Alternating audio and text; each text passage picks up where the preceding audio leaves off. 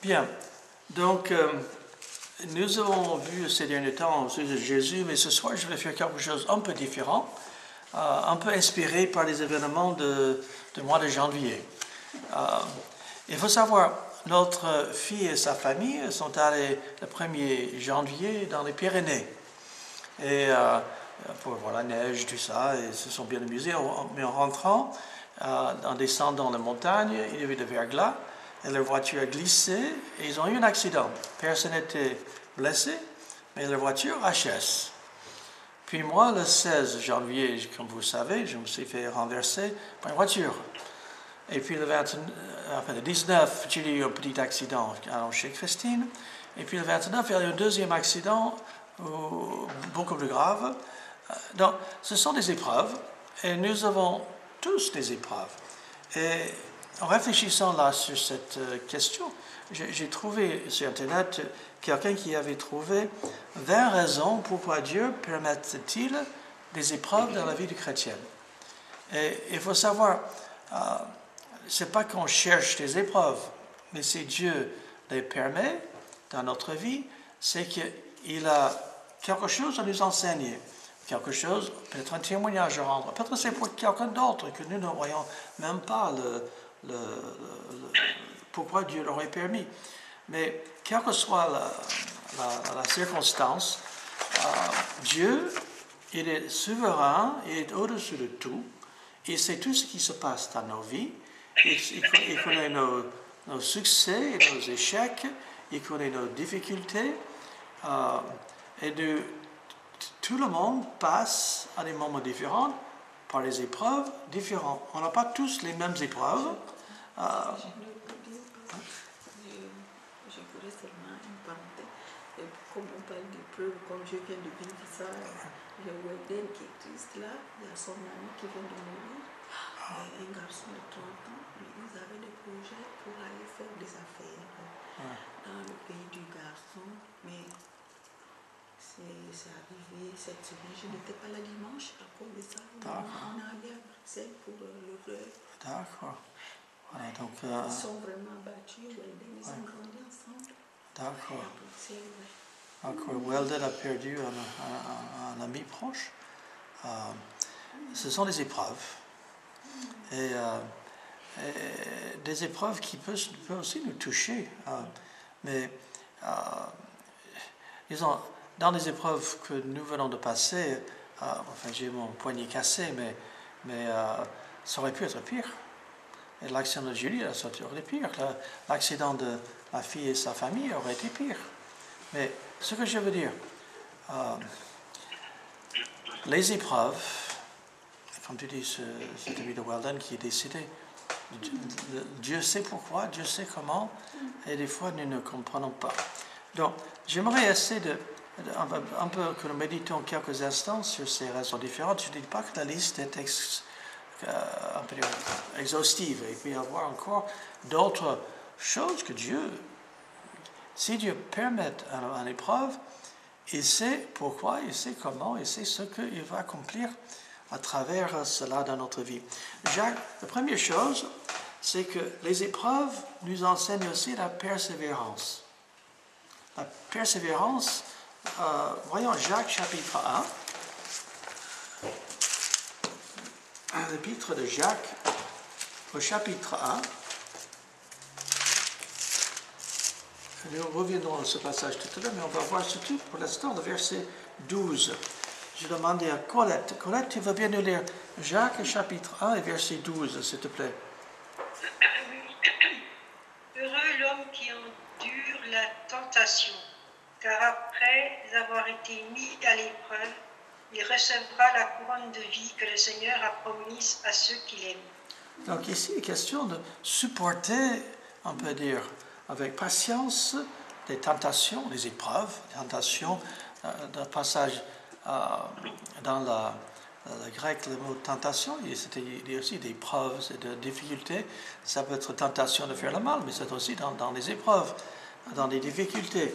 Mais quand nous sommes mis devant une situation difficile, Dieu veut nous enseigner la patience, de persévérer, de ne pas abandonner la partie. Galates, chapitre 6 et verset 9. Je demande à Ibi, tu veux bien nous lire Galates, chapitre 6 et verset 9, s'il te plaît. Galates 6, verset 9. Galates chapitre 6, verset 9. Ne nous lassons pas de faire le bien, car nous moissonnerons au temps convenable si nous ne nous relâchons pas. Donc, cette idée de continuer, de persévérer, de faire le bien, de ne pas lâcher le morceau.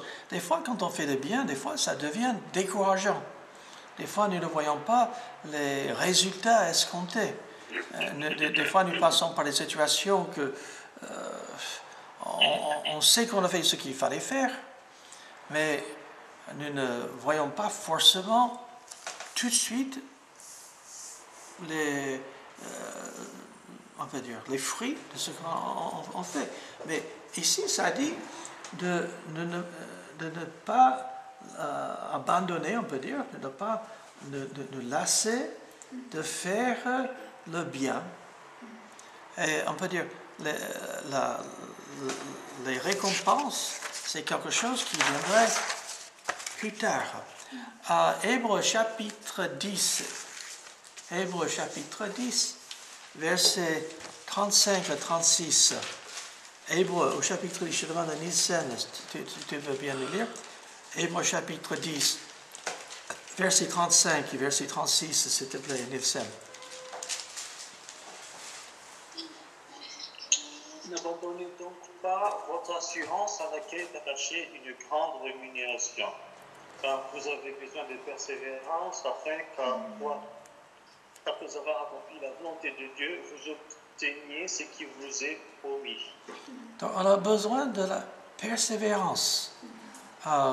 Et c'est de ne pas abandonner le bien que le Seigneur nous a mis. Donc, de persévérer sur le chemin sur lequel le Seigneur nous dirige. Donc, première raison, c'est que Dieu, à travers des difficultés, peut aussi nous enseigner de persévérer. Si tu roules sur les roulettes, comme on dit, on peut dire, on pourrait se lasser et abandonner. Mais il faut savoir que le fait qu'il y ait des épreuves, que Dieu veut nous enseigner la persévérance. Deuxième chose, c'est que des fois, nous ne savons pas. Je ne sais pas. Et des fois, on passe par les épreuves que nous ne comprenons pas. Ésaïe, chapitre 55. Ésaïe, chapitre 55.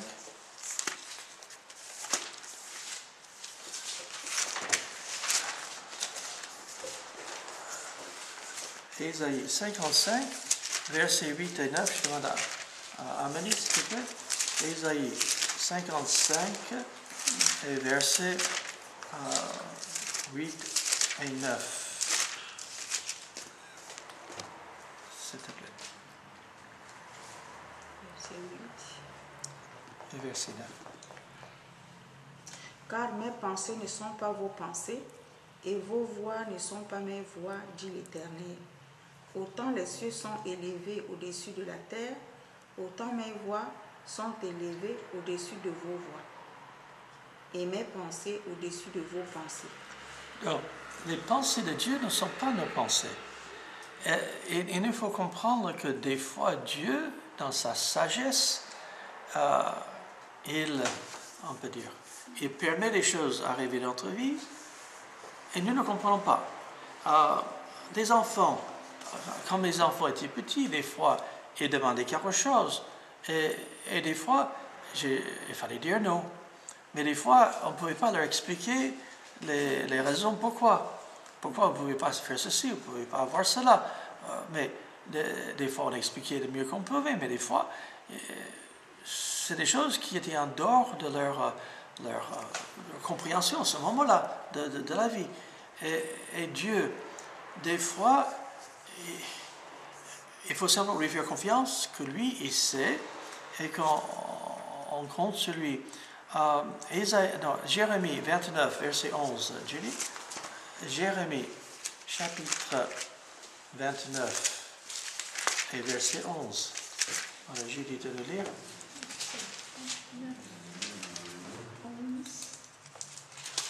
Car je connais les projets que j'ai formés sur vous, dit l'Éternel, projets de paix et non de malheur, afin de vous donner un avenir et de l'espérance. Donc on voit que Dieu, il a un plan pour ce qui lui appartient. Et ces plans, on peut dire, ne sont pas forcément ce que nous, on ne comprend pas. J'ai déjà donné cette histoire dans d'autres contextes, mais quand j'étais au lycée, j'étais en terminale, j'avais un petit boulot après l'école dans un magasin de nourriture, d'alimentation, où je mettais des courses des clients dans des sacs. C'est un service qu'on avait à l'époque, on ne l'a plus maintenant. On mettait des courses des clients dans les sacs, on les menait à la voiture. C'était un service. Et dans ce boulot, je n'avais pas beaucoup d'heures, mais des fois j'arrivais au boulot et le patron dit « Oh, je n'ai pas besoin de toi. » Il rentre. Je ne gagnais pas grand-chose, mais je gagnais un peu, mais pas beaucoup. Et donc j'ai décidé de chercher un autre boulot. Et donc j'avais trouvé une annonce pour mettre des journaux, un peu, c'est pas le Voix du Nord, mais c'est un journal comme le Voix du Nord, de mettre des journaux dans les boîtes aux lettres des clients. Et donc moi, j'avais téléphoné et je devais aller le lendemain pour faire l'entretien, pour savoir. Et je suis allé, j'ai téléphoné à mon patron au magasin pour dire hey, j'ai autre chose à faire demain. Donc il me demande et qu'est-ce que tu vas faire? Je ne voulais pas mentir, donc j'ai dit je vais aller voir pour un autre travail. Donc il a pris cela comme ma démission. Je n'étais pas en train de démissionner, mais je voulais aller voir. Je n'ai pas dit oui ni non. Donc il a pris ça, donc il a dit d'accord, passe samedi prendre ton chèque. Donc je vais pour cet entretien et moi je ne comprenais pas pourquoi l'autre il a compris cela. Mais après, quand je suis allé, ils permettent une certaine somme pour couvrir les frais de voiture. J'avais une voiture à l'époque et en Amérique on peut conduire à partir de 16 ans. J'avais déjà une voiture avec permis, tout cela. Et donc, mais ils ne permettaient pas assez pour couvrir les frais. Donc je dis au gars, je ne peux pas accepter, il me faut tant. Donc il m'a dit oui. Donc bon. Mais la chose c'est que si l'autre patron n'aurait pas pensé que je démissionnais, je n'aurais pas même proposé à l'autre de l'accepter. Mais l'autre, enfin, j'ai compris qu'il avait vraiment besoin de quelqu'un ce jour-là pour prendre de livrer des journaux.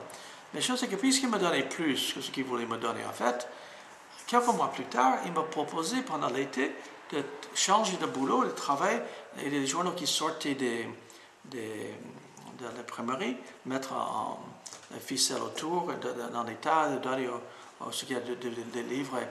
Et pendant l'été, après mon terminal, pendant les 3 mois de l'été, j'ai pu travailler 55 heures par semaine avec 1,5 fois le salaire, plus de 40 heures. Jusque-là dans ma vie, je n'avais jamais gagné autant. Et en fin de compte, pendant les 3 mois, j'ai gagné plus que ce que j'avais pu économiser de tout le travail que j'avais fait auparavant. Pour que quand j'allais à l'école publique l'année suivante, j'avais un peu d'argent pour commencer. J'ai aussi pris un travail, tout cela, mais j'étais moins stressé au départ. Mais ce que je veux dire, je ne savais pas, le jour que le patron a pris que je démissionnais, je n'avais pas compris. Mais Dieu savait ce qui allait venir par la suite. Et enfin, en livrant des journaux, je ne gagnais pas grand-chose non plus, avec les frais de voiture et tout cela. Mais ce boulot où je travaillais avec des journaux qui sortaient 55 heures par semaine, enfin, c'est pas riche, mais j'ai gagné bien pendant les 3 mois de l'été. Donc, ce que je veux dire, des fois, nous ne savons pas, il nous faut faire confiance au Seigneur, que lui, il sait. Troisième raison, des fois, nous avons des épreuves à cause de nos propres erreurs. c'est vrai que des fois, nous avons fait des bêtises, et ces bêtises, on peut dire, nous amènent les épreuves. Osée, chapitre 4. Osée, chapitre 4.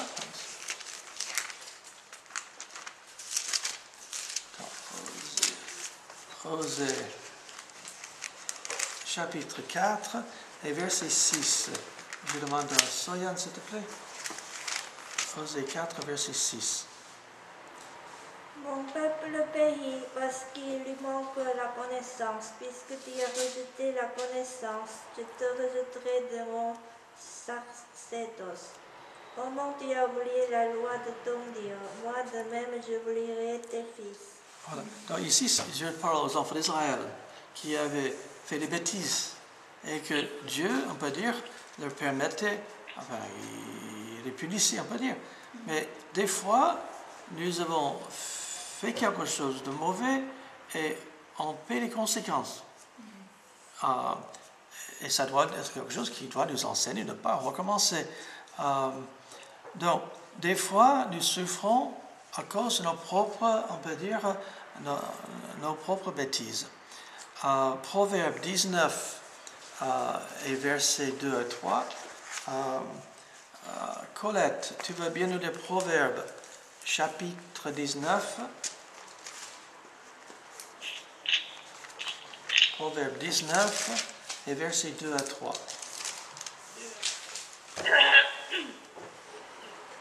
Le manque de connaissance n'est bon pour personne. Et celui qui précipite ses pas tombe dans le péché. La stupidité de l'homme pervertit sa voix, et c'est contre l'Éternel que son cœur s'irrite. Encore ici, question de celui qui ne suit pas l'enseignement de Dieu, on va dire. Et des fois, nous avons, on va dire, des fois, nous sommes nous-mêmes responsables de certaines de nos épreuves. Quatrième chose, Dieu veut nous enseigner l'humilité. L'humilité, c'est quelque chose d'important. L'orgueil est un grand problème. Voyons 2 Corinthiens, chapitre 12. 2 Corinthiens, chapitre 12. Nous reviendrons à ce passage aussi un peu plus tard, mais 2 Corinthiens, chapitre 12 et verset 7. Ebi, tu veux bien nous lire 2 Corinthiens 12 et verset 7, s'il te plaît? 2 Corinthiens, chapitre 12, verset 7. Oui, s'il te plaît.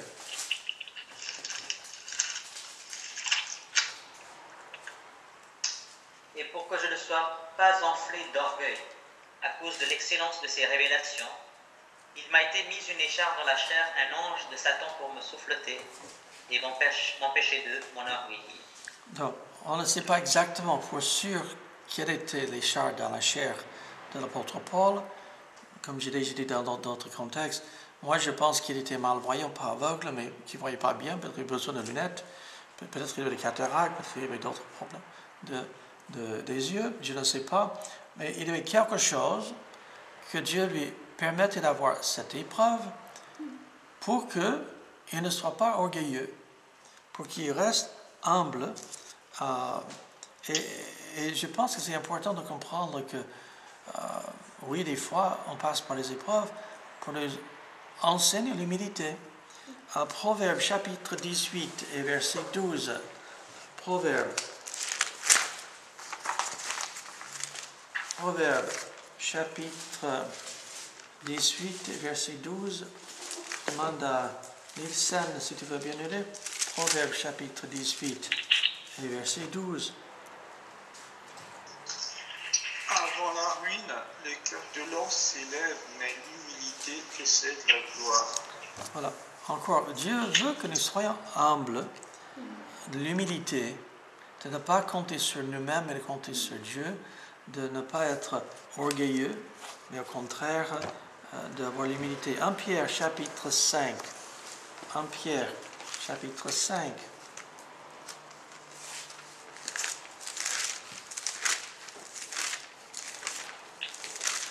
Pierre chapitre 5 et versets 6 à 8. Je demande à Amélie, s'il te plaît.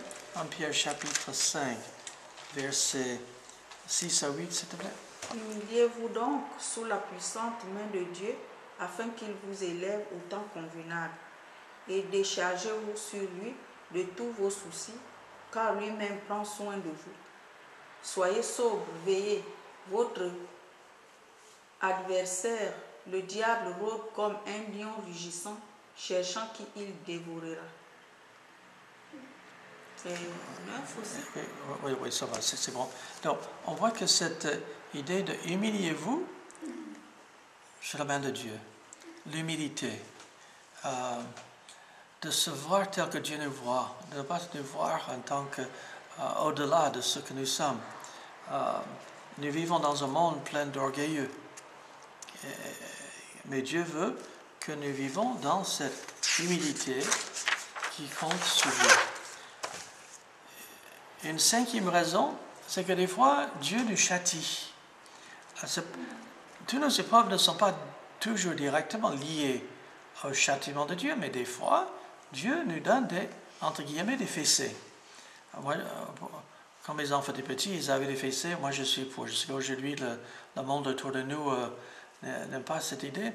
Mais le fessé bien appliqué correctement, si c'est mal appliqué, ça ne marche pas. Mais quand c'est bien appliqué, l'enfant sait pourquoi il reçoit le fessé.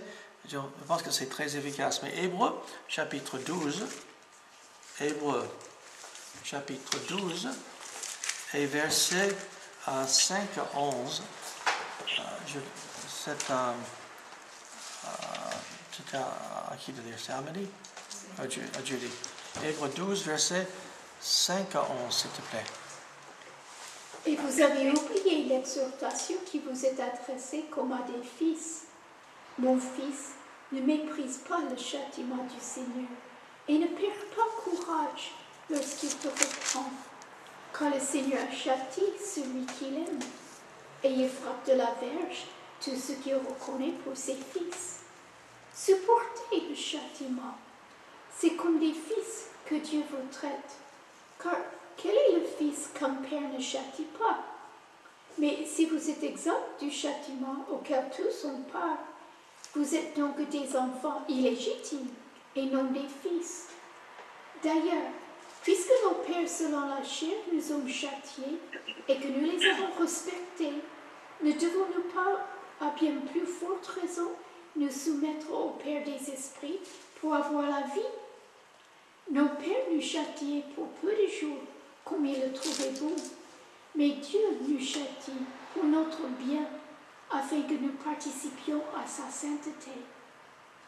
Il est vrai que tout châtiment semble d'abord être un sujet de tristesse et non de joie, mais il produit plus tard, pour ceux qui ont été ainsi exercés, un fruit paisible de justice. Donc, qu'est-ce qu'on voit là? On voit que Dieu nous donne des fessées, des fois, entre guillemets, et nous châtie quand on a fait des choses qui ne sont pas bien, et que des fois nos épreuves peuvent, dans certains cas, être conséquence de ce châtiment. Ce n'est pas le cas de tous nos épreuves, mais pour certains, ça peut l'être le vrai. Sixième raison pour que nous apprenons à compter plus sur le Seigneur. Revenons à 2 Corinthiens, chapitre 12. 2 Corinthiens, on était là tout à l'heure. 2 Corinthiens, chapitre 12. Et cette fois-ci, nous allons lire le verset 9 à 10. C'est Soyan, 2 Corinthiens 12, verset 9 à 10, s'il te plaît. Et il m'a dit, ma grâce te suffit, car ma puissance s'accomplit dans la faiblesse. Je me glorifierai donc bien plus volontiers de mes faiblesses, afin que la puissance de Christ repose sur moi. C'est pourquoi je me plais dans les faiblesses, dans les outrages, dans les privations, dans les persécutions, dans les angoisses pour Christ. En effet, quand je suis faible, c'est alors que je suis fort. Voilà.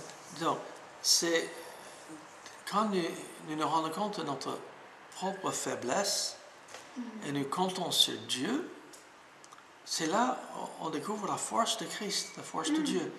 Quand nous sommes en train de compter sur moi, de compter sur lui, on peut dire, nous passons à côté d'une grande bénédiction. Mais Dieu, il va agir à travers chacun de ses enfants. Et des fois, dans nos souffrances, dans nos difficultés, ici dans l'apôtre Paul, dans le passage, l'apôtre Paul parle de cette écharpe dans la chair qu'il avait pris 3 fois, que Dieu l'enlève. Et Dieu dit, ma grâce te suffit. Non, il devait, on peut dire, supporter cette, on peut dire, difficulté, quelle que ce soit, en vue de voir la main de Dieu agir dans sa vie. 7e raison, Dieu veut que nous passions plus de temps, que nous ayons un plus grand amour pour lui. Voyons Apocalypse chapitre 2. Apocalypse au chapitre 2, versets 2 à 5. Apocalypse chapitre 2 et versets 2 à 5. Colette, s'il te plaît, tu veux bien lire, s'il te plaît? Apocalypse 2, versets 2 à 5. Je connais tes œuvres, ton travail et ta persévérance. Je le sais, tu ne peux supporter les méchants. Tu as éprouvé ceux qui se disent apôtres et ne le sont pas, et tu les as trouvés menteurs. Tu as de la persévérance, tu as souffert à cause de mon nom, et tu ne t'es pas lassé. Mais j'ai contre toi que tu as abandonné ton premier amour. Souviens-toi donc d'où tu es tombé, repens-toi et pratique tes premières œuvres, sinon je viendrai à toi, j'écarterai ton chandelier de sa place, à moins que tu ne te repentes. Cependant, tu as ceci pour toi, c'est que tu as de la haine pour les œuvres des Nicolaïtes, pour lesquelles moi aussi j'ai de la haine. Voilà. Donc, on voit ici que cette église d'Éphèse, cette église, ils avaient fait beaucoup de bonnes choses, ils avaient souffert, ils avaient persévéré, ils avaient, Seigneur, bon pour la bonne doctrine. Mais ce qui manquait, c'était le premier amour. On peut dire, ils ont perdu de vue l'amour du Seigneur, cet amour pour le Sauveur. Et le Seigneur veut qu'ils retrouvent cette intimité avec lui, de cet amour. Donc, des fois, nous passons par les épreuves pour que, on peut dire, on redécouvre cet amour pour lui. 8e raison, Dieu peut être en train de nous protéger d'un plus grand problème. Psaume 121, on revient de Psaume 121. Psaume 121, versets 5 à 8. Je demande à Abby de lire Psaume 121 et versets 5 à 8. Psaume 121, versets 5 à 8. S'il te plaît. L'Éternel est celui qui te garde. L'Éternel est ton ombre à ta main droite. Pendant le jour, le soleil ne te frappera point, ni la lune pendant la nuit.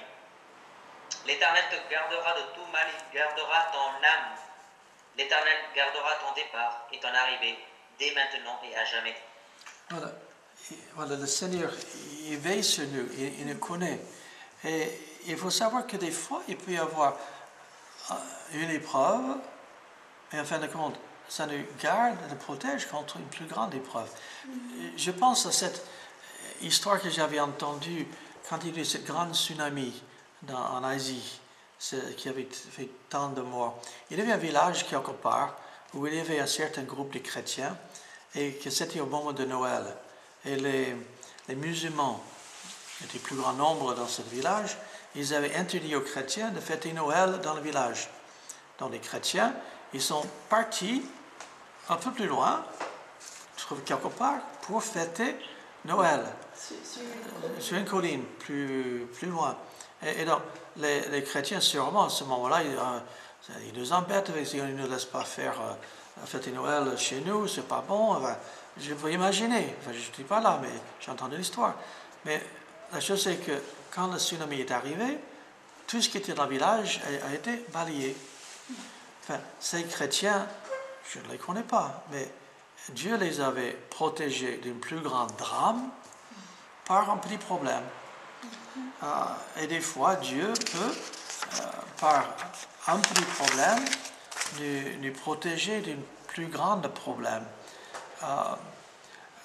Psaume 9, avec cette même idée, Psaume 9, versets 8 à 11. Je vais demander à Nielsen de nous lire le Psaume 9 et versets 8 à 11.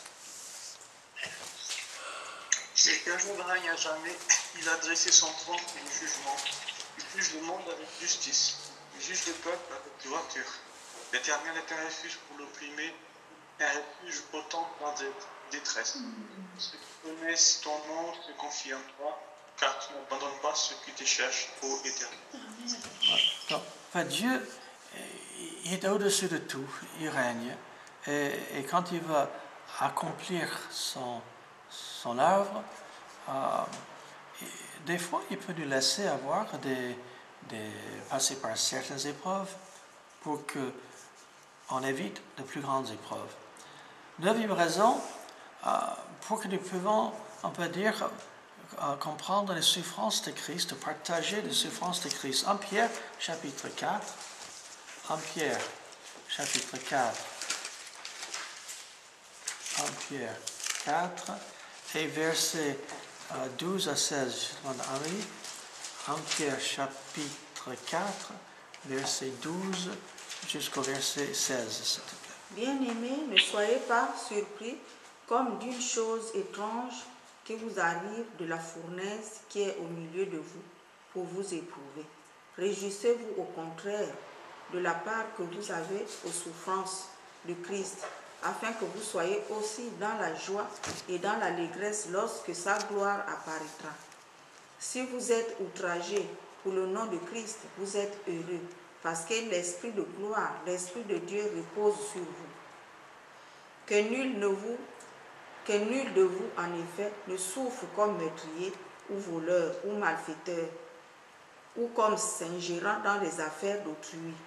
Mais si quelqu'un souffre comme chrétien, qu'il n'en ait point honte, et que plutôt il glorifie Dieu à cause de ce nom. Voilà, donc on voit des fois notre témoignage pour le Seigneur, notre identification avec Christ, nous pouvons aussi être appelés à souffrir pour Christ. Il y a des chrétiens véritables dans le monde qui sont persécutés d'une façon terrible, qui souffrent, des fois même le martyr ou d'autres souffrances, des fois terribles. Et dans l'histoire, il y a des chrétiens qui ont souffert.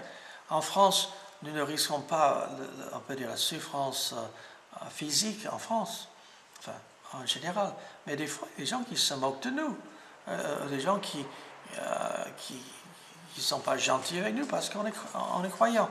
Mais, donc ici, nous pouvons nous identifier avec les souffrances de Christ,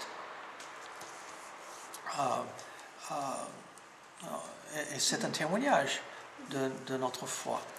10e raison, les épreuves peuvent nous pousser à grandir, à devenir de plus en plus comme Jésus-Christ. Romains chapitre 8. Romains chapitre 8. Romains chapitre 8 et versets 28 et verset 29. Judy, tu veux bien nous lire, s'il te plaît?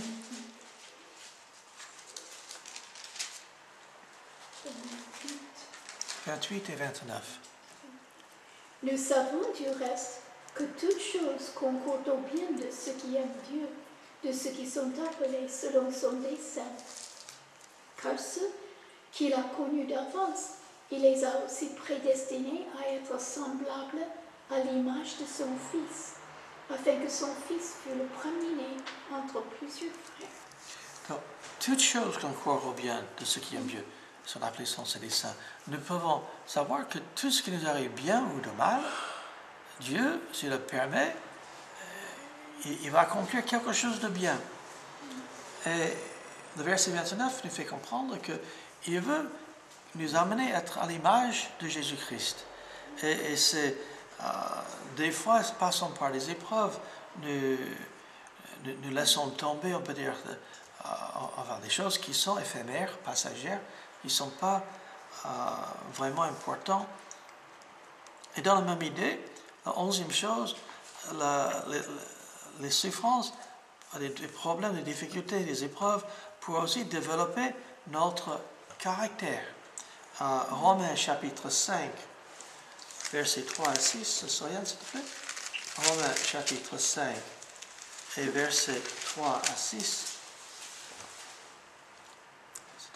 Bien Christ, nous nous glorifions même dans les tribulations, sachant que la tribulation produit la persévérance. La persévérance, une fidélité éprouvée, et la fidélité éprouvée, l'espérance. Or, l'espérance ne trompe pas, parce que l'amour de Dieu est répandu dans nos cœurs par le Saint-Esprit qui nous a été donné. Voilà, donc on voit dans ces versets que Dieu veut nous amener plus loin dans la croissance spirituelle, dans notre caractère, notre façon de vivre, notre façon d'être. Et des épreuves, des fois, c'est des choses que Dieu peut utiliser pour nous amener plus loin. Deuxième raison, les épreuves peuvent aussi contribuer à construire notre foi dans le Seigneur. Jacques chapitre 1, on revient à Jacques chapitre 1, on était là tout à l'heure. Jacques chapitre 1, versets 2 à 6. Je demande à Colette, Jacques chapitre 1, versets 2 à 6, s'il te plaît.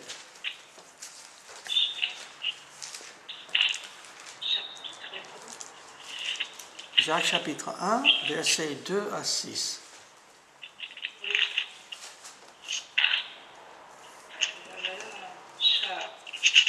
Jacques, c'est bien avant Pierre.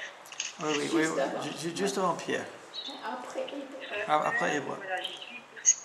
Chapitre 1, verset 2 à 6, s'il te plaît. Mes frères, considérez comme un sujet de joie complète les diverses épreuves que vous pouvez rencontrer, sachant que la mise à l'épreuve de votre foi produit la patience. Mais il faut que la patience accomplisse une œuvre parfaite, afin que vous soyez parfaits et accomplis, et qu'il ne vous manque rien. Si quelqu'un d'entre vous manque de sagesse, qu'il la demande à Dieu, qui donne à tout libéralement et sans faire de reproche, et elle lui sera donnée. Mais qu'il la demande avec foi, sans douter, car celui qui doute est semblable au flot de la mer que le vent agite et soulève. Qu'un tel homme ne pense pas qu'il recevra quelque chose du Seigneur. C'est un homme irrésolu, inconstant dans ses voies. Voilà. Que le frère de condition aime. C'est tout. Voilà, ça c'est bien, merci. Enfin, donc c'est sur le verset 2 à 6, nous voyons que les diverses épreuves, ça va nous aider à avoir une plus grande foi, confiance dans notre Seigneur.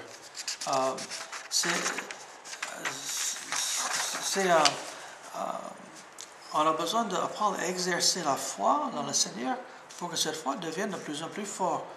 Et quand on passe par des difficultés, des épreuves, des problèmes, il faut savoir que Dieu veut développer en nous une plus grande foi en lui. 13e chose, pourquoi les épreuves, c'est pour la gloire de Dieu. Il faut savoir que les épreuves ne vont jamais durer à toujours. Ça passe un certain temps, mais on peut dire que tout soit fait pour la gloire de Dieu. Voilà dans le psaume 40. On revient dans le psaume 40. Psaume 40 et versets 4 à 5. Et puis, psaume 40, versets 4 et 5, s'il te plaît. Psaume 40, 4 et 5.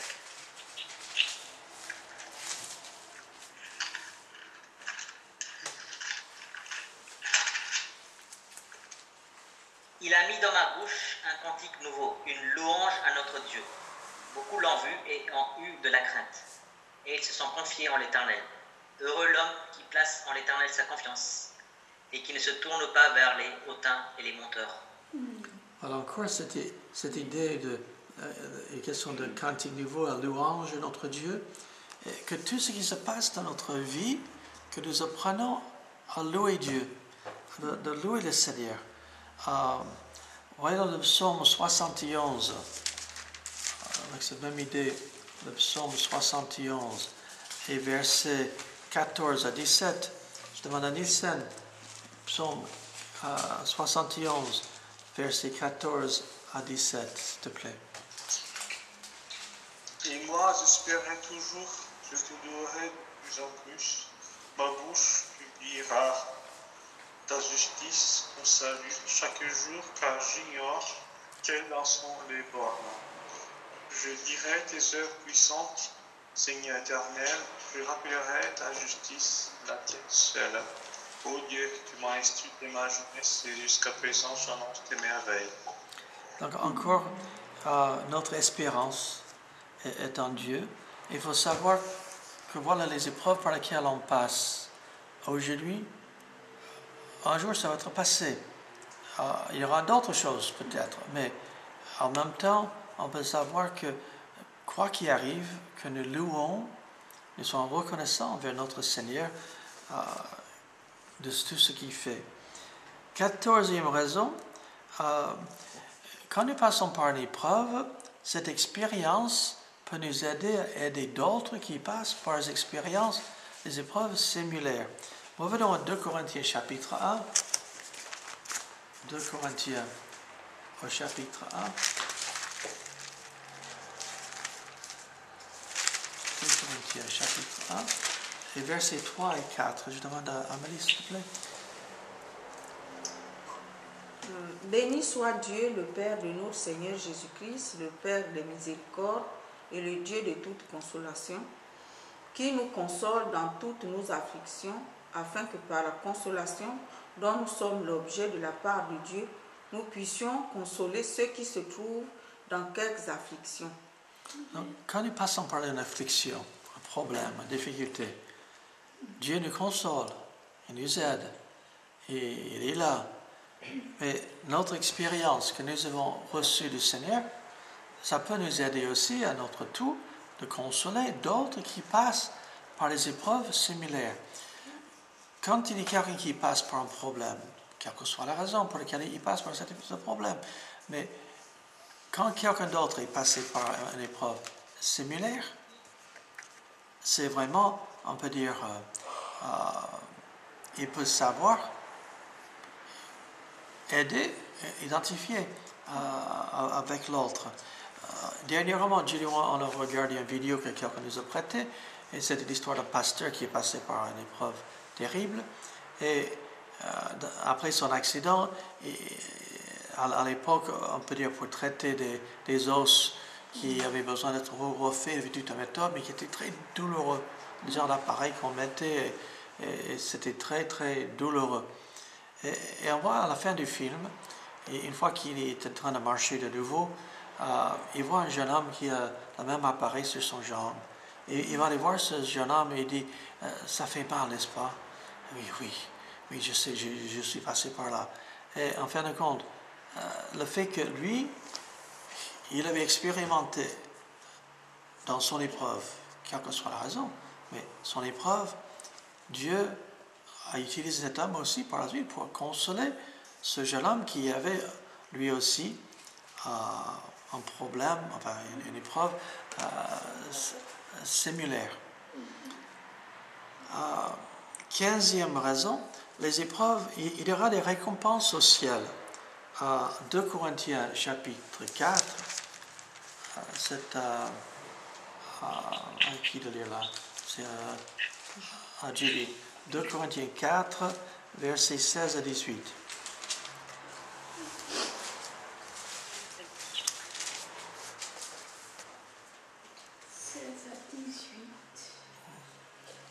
C'est pourquoi nous ne perdons pas courage. Et lors même que notre homme extérieur se détruit, notre homme intérieur se renouvelle de jour en jour. Car nos légères afflictions du moment présent produisent pour nous, au-delà de toute mesure, un poids éternel de gloire, parce que nous regardons non point aux choses visibles, mais à celles qui sont invisibles. Car les choses visibles sont passagères et les invisibles sont éternelles.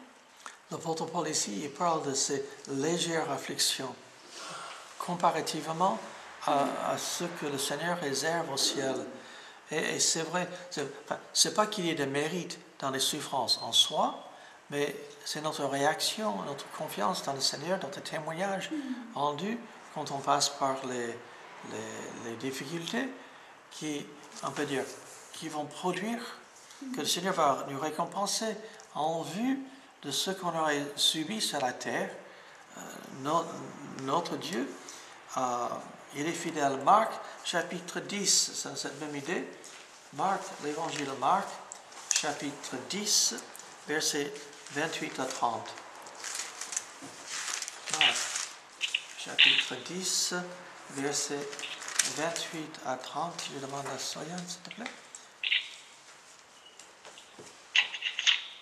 Pierre se mit à lui dire, « Voici que nous avons tout quitté et que nous t'avons suivi. » Jésus répondit, « En vérité, je vous le dis, il n'est personne qui ait quitté à cause de moi et de l'Évangile, mais ont fait sœur, mère, père, enfant ou terre,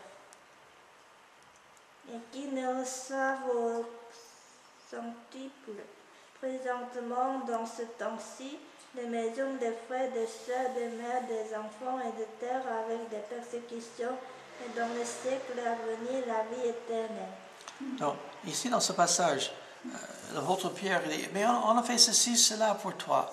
Et donc, tout ce qu'on fait pour le Seigneur sur cette terre, Dieu, au ciel, il y aura des récompenses. Et même dans cette vie, il y a certaines récompenses. Mais il faut savoir que Dieu, là où on passe, que ce soit par les épreuves ou autre chose, les sacrifices qu'on fait sur la terre, ça va apporter dans l'éternité des récompenses. 16e raison, des fois des épreuves nous montrent un péché ou des péchés dans notre vie, ça révèle les choses et qu'on a besoin ça a besoin d'être révélé. À le psaume 38, faisons l'exemple de David dans ce passage. Psaume 38, versets 1 à 11. Je demande à Colette, s'il te plaît. 38, 1 à combien? 1 à 11. D'accord. L'Éternel ne me punit pas dans ton indignation et ne me châtie pas dans ta fureur, car les flèches se sont abattues sur moi, ta main s'est abattue sur moi. Il n'y a rien d'intact dans ma chair à cause de ton courroux. Point de paix dans mes os à cause de mon péché, car mes fautes s'élèvent au-dessus de ma tête comme un pesant fardeau. Elles sont trop pesantes pour moi.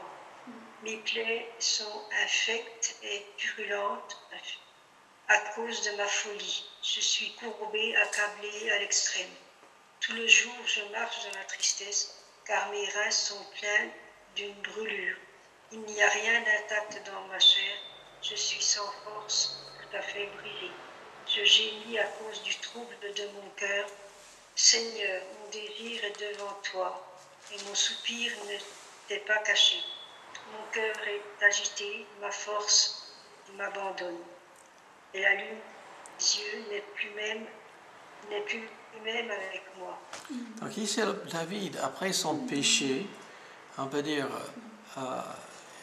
ça lui a amené des épreuves aussi, et ces épreuves, on peut dire, a révélé, on peut dire, dans son cœur, son péché. Des fois, des épreuves peuvent être révélateurs des choses qui ont besoin de changer dans notre cœur et dans notre vie.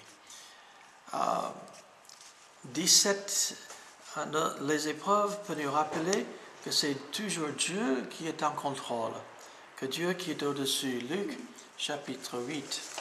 Revenons à Luc chapitre 8. Luc chapitre 8 et versets 22 à 25. Amy, s'il te plaît, Luc chapitre 8, verset 22 jusqu'au verset 25, s'il te plaît. Luc 8, 22 à 25.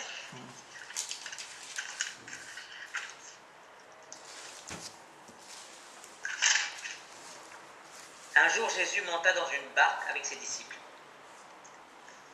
Il leur dit, « Passons de l'autre côté du lac, » et ils partirent. Pendant qu'ils naviguaient, Jésus s'endormit, un tourbillon fondit sur le lac, la barque se remplissait d'eau et ils étaient en péril. Ils s'approchèrent et le réveillèrent en disant, « Maître, Maître, nous périssons. » S'étant réveillé, il menaça le vent et les flots qui s'apaisèrent et le calme revint. Puis il leur dit, « Où est votre foi ?» Saisis de frayeur et d'étonnement, ils se dirent les uns aux autres, « Quel est donc celui-ci qui commande même au vent et à l'eau, et à qui ils obéissent ?» Voilà, donc ils étaient dans le bateau il y avait tempête, ils craignent que le bateau allait couler, ils allaient se noyer, et ils font appel à Jésus. Et en fin de compte, ils découvrent que Jésus, il avait l'autorité, le pouvoir au-dessus de problèmes dans lesquels ils se trouvent. Des fois, nos épreuves, on peut dire, nous fait voir vraiment la souveraineté, le pouvoir et la grandeur de notre Dieu. Aussi, les épreuves du 18e peuvent augmenter notre connaissance de la parole de Dieu. Le psaume 119,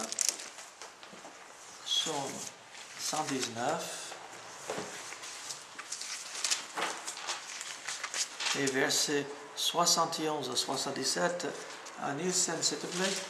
Psaume 119, versets 71 à 77, s'il te plaît.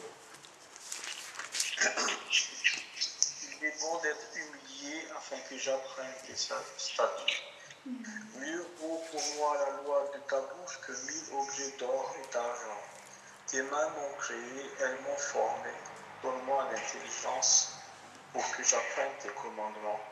Ceux qui te craignent me voient et se réjouissent, car j'espère tes promesses. Je sais, ô Éternel, que tes jugements sont justes, c'est par fidélité que tu m'as humilié. Que ta bonté soit ma consolation, comme tu l'as promis à ton serviteur. Que tes compassions viennent sur moi pour que je vive, car ta gloire fait mes dénis. Tout le psaume 79 parle de la parole de Dieu, c'est-à-dire la loi, c'est-à-dire les ordonnances. Mais on voit que, oui, dans les épreuves, ce que dit la parole, on peut dire, prend une autre poids dans notre cœur, dans notre vie, et on apprend de la parole. Nos épreuves aussi peuvent nous enseigner à être plus reconnaissants. Est-ce que nous sommes reconnaissants de tout ce que nous avons? On va dans 1 Thessaloniciens chapitre 5.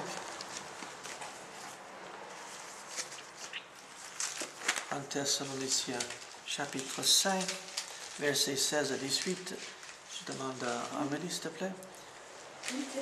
1 Thessaloniciens 5, versets 16 à 18.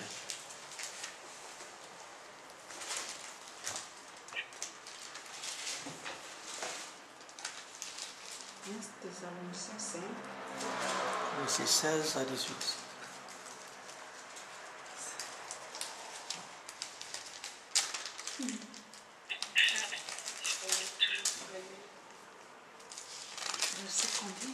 Versets 16 à 18.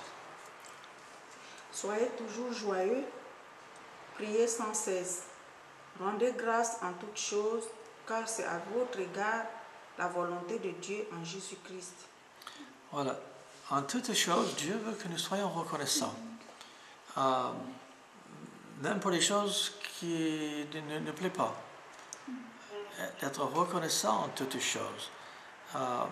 C'est la volonté de Dieu.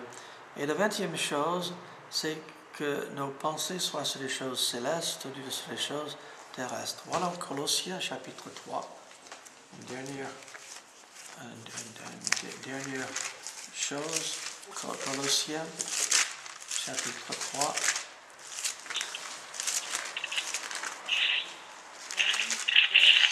Versets 1 à 4. Je demande à Julie de lire. Colossiens chapitre 3, versets 1 à 4.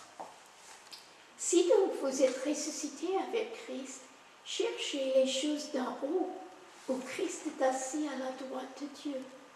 Affectionnez-vous aux choses d'en haut et non à celles qui sont sur la terre, car vous êtes morts et votre vie est cachée avec Christ en Dieu.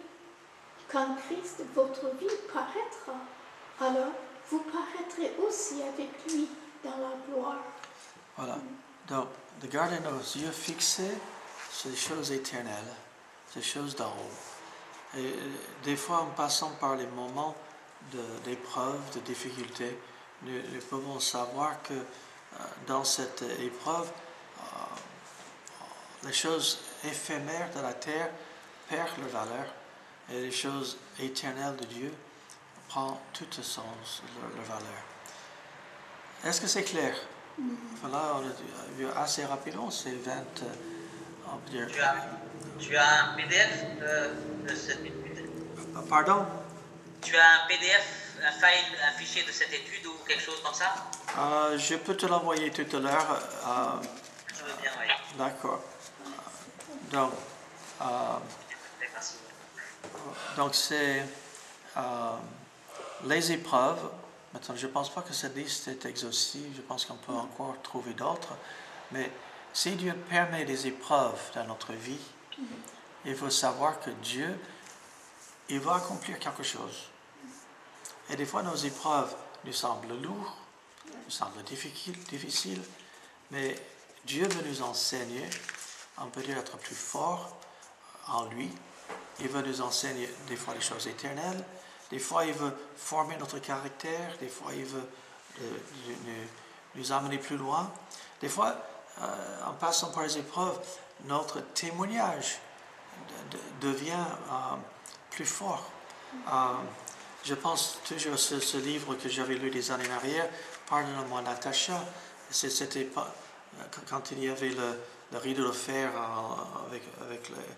en Russie, et il y avait genre de policiers militaires qui persécutaient les chrétiens, et chaque fois qu'il faisait une descente, plusieurs fois, il tombait une certaine Natacha.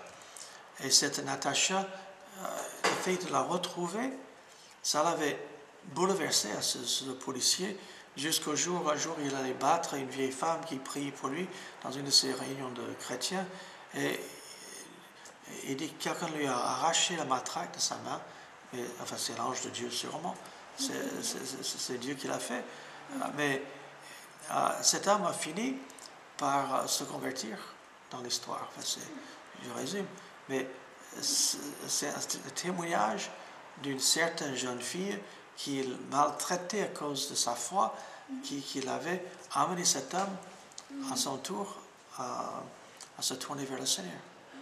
Donc, c'est pas qu'il faut chercher les épreuves, mais quand les épreuves arrivent, ayons le regard vers le Seigneur et demandez au Seigneur d'utiliser cela à sa gloire dans notre vie.